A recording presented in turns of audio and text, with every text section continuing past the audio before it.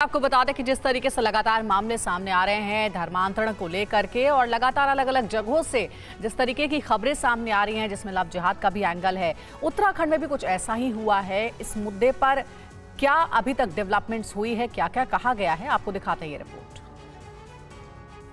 बुलाया गया है। इत्तेहाद मिल्लत काउंसिल प्रमुख मौलाना तौकीर रजा ने उत्तराखंड के उत्तर काशी से मुसलमानों के पलायन के मुद्दे पर कहा है कि ये बीजेपी का चुनावी स्टंट है, वोट लेने के लिए किया जा रहा है। हमने हाथों में चूड़ियां नहीं पहन रखी हैं, हमें मजबूर न करो वरना उत्तराखंड जाकर सरकार का घेराव करेंगे। हाथों में चूड़ियां नहीं पहनी है, लेकिन हम दंगा फसाद चाहते नहीं है, हम अमन चाहते हैं, भाईचारा चाहते हैं। इसलिए हम जान देने वाले लोग हैं, देश के लिए जान देना पड़े हम दे देंगे, लेकिन हम किससे लड़ें? अपने देशवासियों से हम नहीं लड़ना चाहते। हमें मजबूर मत करो। हुकूमत जो बेईमानी कर रही है, हुकूमत को इस बेईमानी से परहेज करना चाहिए और सबको साथ लेकर चलना चाहिए। हमें कुछ मत दो, लेकिन हमारे साथ अन्याय मत करो। जो हमारे पास है वो हमसे छीनने की कोशिश मत करो। मौलाना तौकीर रजा ने कहा कि हिंदू संगठन बीएचपी और बजरंग दल देश हित में काम नहीं कर रहे हैं।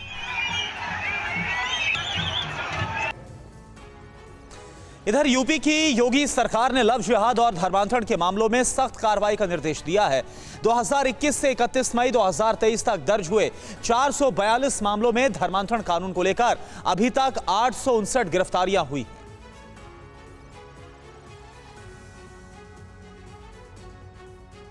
उत्तर प्रदेश में लव जिहाद के मामलों पर कार्रवाई को तेज कर दिया गया है। मामले में योगी सरकार की ओर से सख्त कार्रवाई के निर्देश जारी किए गए हैं। पुलिस प्रशासन का कहना है कि बेटियों की सुरक्षा और सम्मान के लिए योगी सरकार प्रतिबद्ध है।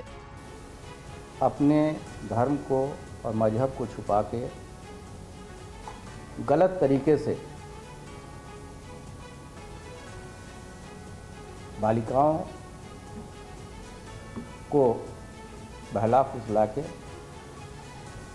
लव जिहाद के दायरे में लाते हुए धर्मांतरण पर जोर दे रहे हैं, उनके विरुद्ध विधि सम्मत कार्रवाई करने के लिए सरकार संकल्पित है। यूपी में लागू धर्मांतरण कानून के तहत दोषी पाए जाने वालों के खिलाफ कड़ी सजा का प्रावधान है। यूनिफॉर्म सिविल कोड को लेकर राजनीति अब शुरू हो गई है। All India Muslim personal law board ने शरीयत कानून और आदिवासियों को संविधान में दी गई गारंटी पर खतरा बताया है।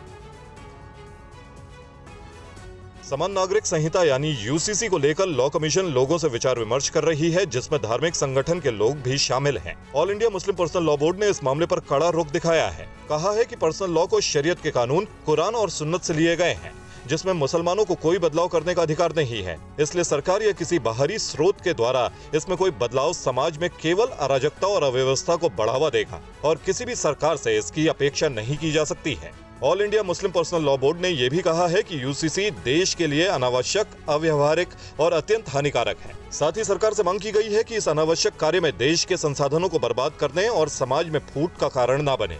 इस बीच लॉ कमीशन ने आम जनता से विचार विमर्श करने की प्रक्रिया शुरू कर दी है और नोटिस जारी होने के 30 दिन के भीतर विधि आयोग को अपनी राय देने को कहा है। लॉ कमीशन ऑफ इंडिया मसवदा तैयार करे कि वो यूनिफॉर्म सिविल कोड कैसे नाफिज करना चाहता है और उसका क्या इरादा है, क्या कानून रहेगा। सबसे पहले वो चीज सामने आना चाहिए और उसके बाद राय तलब करना चाहिए। और वहीं यूनिफॉर्म सिविल कोड पर इत्तेहाद मिल्लत काउंसिल के मौलाना तौकीर रजा ने कहा है कि ये कानून न सिर्फ मुस्लिम पर्सनल लॉ बोर्ड के खिलाफ है, बल्कि हिंदू समाज के भी ये खिलाफ है।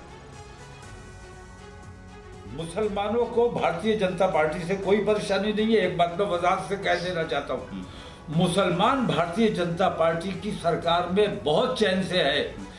बम ब्लास्ट नहीं हो रहे जो 2014 से पहले रोजाना हुआ करते थे। हमारे बच्चों के झूठे इनकाउंटर नहीं हो रहे जो रोजाना हुआ करते थे। हमारे बच्चों को जो रोजाना गिरफ्तार किया जाता था और आतंकवादी कहा जाता था। हम तो बहुत चैन से हैं। मैं यूसीसी का विरोध नहीं कर रहा हूँ। इन्होंने हमें नुकसान पहुंचाने के लिए, मुसलमानों को नुकसान पहुंचाने के लिए जो जो काम किए हैं, उनसे मुसलमानों को फायदा हुआ। और मैं ये समझता हूं कि यूसीसी अगर लाते हैं ये, तो ये हमारा उतना बड़ा नुकसान नहीं होगा जितना इनका खुद का नुकसान होगा।